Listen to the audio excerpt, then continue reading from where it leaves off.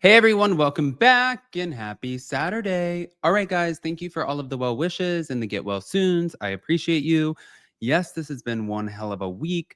I feel like, my God, even after taking cold showers, I'm just sweating my ASS off, and this has been terrible. So take care of yourself and don't run yourself down. This has been a week from hell. But could be worse. I could be on the Real Housewives of Orange County right now. So that's exactly what we're back to talk about. If you guys haven't already, go ahead, pop off in the comment section. If you're not subscribed, get subscribed. Don't forget to hit that notification bell, and let's jump right in.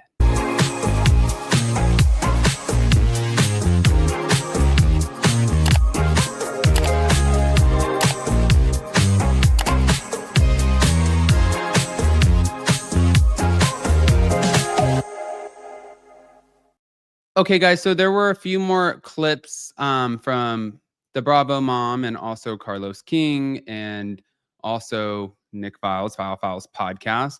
I'm going to play them and we're going to sit there and dissect them and see exactly what you think. Here we go. A lie detector test person, but guess what it did? It led Alexis Bellino to doing some research on her own, about lie detector tests. So go ahead, Daylight NBC, Alexis. I told go you ahead, it's in my blood, buddy. It's in my blood. I went on reality and I was supposed to be a detective. I don't know what the problem is here, but anyway, I'm too old now to go back. Okay.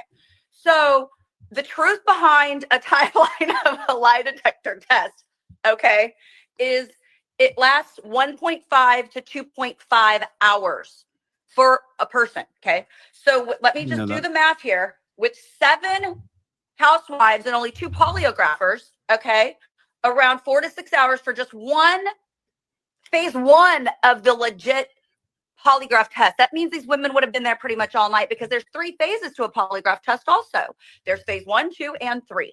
So under my calculations, I don't think these tests were legit by any measure, Reality with the King is streaming on all platforms.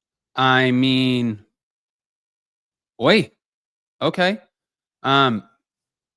Not Dateline NBC Alexis Bellino, but I didn't know that about the polygraph test. And also, we've talked about the polygraph test 5 million times at this point, and I do think that this test was bullshit. I think that again, it's the same person who did Puppygate. It's the same person who did James Corden when Kris Jenner was asked about potentially leaking Kim Kardashian's sex tape. It's the same person who, has been used on multiple television shows to ask these questions. It's not really landing with me. And especially with some of the women and their answers and how editing played it back to where they failed some of the questions, like Tamra, but the things that they failed actually were on camera with them being told these things. I was like, oh, this doesn't make any sense at all. Okay. But hold on. Let me play the next clip. This one, thank you to the Bravo investigator, is from the Bravo mom. Here we go. With her talking to Kiki Monique about allegedly Gretchen telling Katie that Tamra put something in her drink to get her naked wasted. This is 100% true. Katie told me the same thing. After she got back from Ireland with her family, we went to Restoration Hardware, we had lunch, and this was like one of the first things that she told me. And I was like, I just felt like very uncomfortable. She said that it was her and Matt, Gretchen and Slade, Jen and Ryan. They were sitting with her talking to Kiki Monique about okay. That's like the crazy part about this is there are so many conflicting stories. I was talking to Jason about this morning, and Jason was like, I don't even know at this point, like, what's going on. Like, how many different stories are we going to get? I said, I don't know. And I know I did a video earlier where Katie went on 2 T's in a Pod with Teddy Mellencamp, and there was the alluding to the fact that maybe it was Sheena who shared this story with Kiki Monique, actually. And Sheena and Kiki, they clapped back and they were not happy with it. And they were like, my Jack's hole goes to 2 T's in a Pod, because this is bullshit and you guys pretty much need to do better. And also, Sheena called out the fact that Tamra was not a part of that conversation, which she thinks is like unfair. Ay, ay, ay, like, you can't write this shit. But hold on. It keeps going.